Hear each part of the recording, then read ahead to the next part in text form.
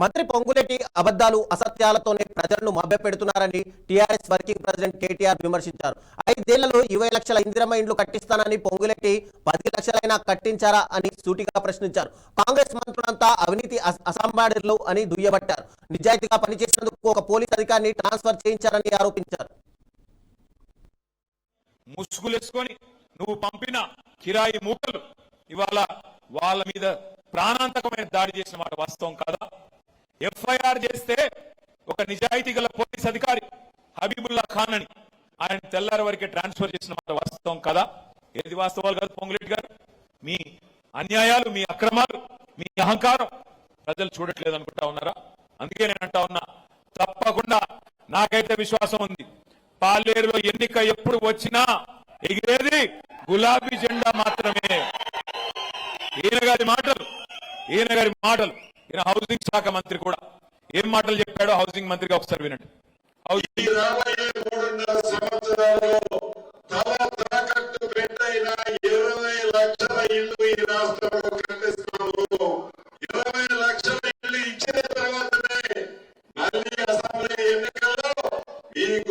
వచ్చి ఓటు అడుగుతాము. 20 లక్షల ఇల్లు కట్టిస్తాము, కట్టించినాకనే మీ గుమ్మానికి వచ్చి ఓట్లు అడుగుతాం. సగం సినిమా అయిపోయింది కదా, మరి కట్టాడు 10 లక్షల ఇల్లు.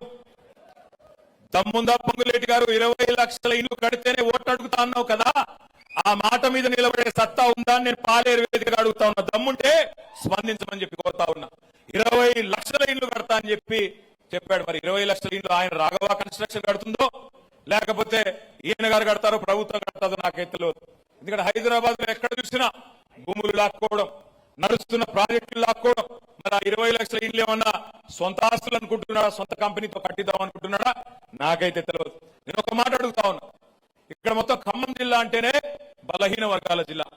10 సీట్లుంటే శాసనసభకి అందులో 7 సీట్లలో ఎస్సీ ఎస్టీ సోదరులకే రిజర్వేషన్ చేయబడి ఉంది. 3 సీట్లు మాత్రమే జనరల్ సీట్లు. నేను అడుగుతా ఉన్న పొంగులేటి శ్రీనివాసరెడ్డి గారిని, రేవంత్ రెడ్డి గారిని, ఏం చెప్పారు మీరు ఎలక్షన్లకు ముందు?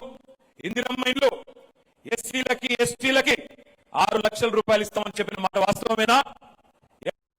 దళిత సోదరుడు కానీ ఒక్క గిరిజన సోదరుడు కానీ ఖమ్మం జిల్లాలో 6 లక్షల రూపాయలు ఇచ్చారా? ఇంటికి ఇచ్చారా, ఇవ్వలేదా?